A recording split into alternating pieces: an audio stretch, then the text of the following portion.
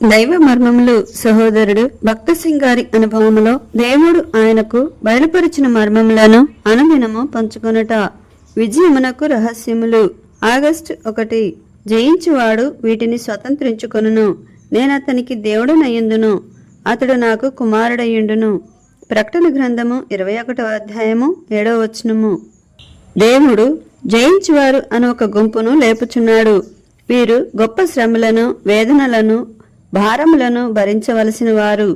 వీటన్నిటి ద్వారా వారు దేవుని అనుగ్రహం పొంది ఆయన రాజ్యములో ఎవరునూ ఊహించలేని, నిరీక్షించలేని గొప్ప స్థానములోనికి వారిని ప్రవేశపెట్టవలెనన్నదియే దేవుని ఉద్దేశము. మనమందరము జయించువారముగా నుండవలెనని దేవుడు కోరుచున్నాడు. జయించువాడు వీటిని స్వతంత్రించుకొనును. ప్రకటన గ్రంథము 21వ అధ్యాయము 7వ వచనము. పాత సృష్టిలోనే వాటినే గాక నూతన సృష్టిలోని దంతియు మనకియ్యవలయునని ప్రభు కోరుచున్నాడు. రక్షణ అనగా పరలోకములో ఏదో ఒక మూల సంపాదించుకొనుట అనియే చాలా మంది తలంచెదరు.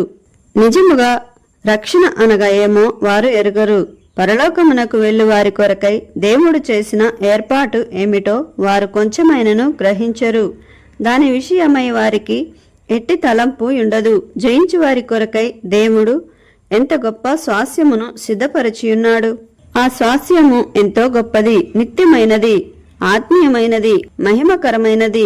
అదేగాక ఈ భూమి మీదనున్నప్పుడు సహితము దేవుడు తన ఆయుధములుగా వాడుకొని వారి ద్వారా శత్రువును ఓడించి సిగ్గుపరచును.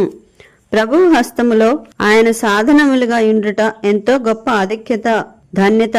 దేవుడు తన నిత్యమైన ఉద్దేశములు నెరవేర్చుటలో మనము ఆయనతో జతపని వారముగాను పాలిభాగస్థులముగాను ఉండవలయుననియే మన విషయములో దేవుని సంకల్పము. కేవలము శత్రువును జయించుటయే ఆయన ఉద్దేశ్యమైనచో లోకము సృష్టించిన నాడే వానిని ఓడించి ఉండును.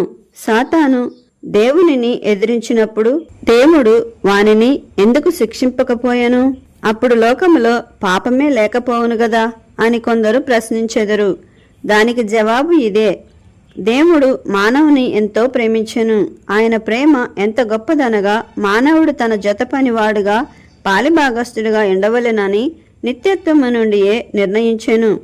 మనము ఆత్మీయముగా ఎదిగినప్పుడు ఈ విషయములను అర్థం చేసుకొని అనుభవింపగలము.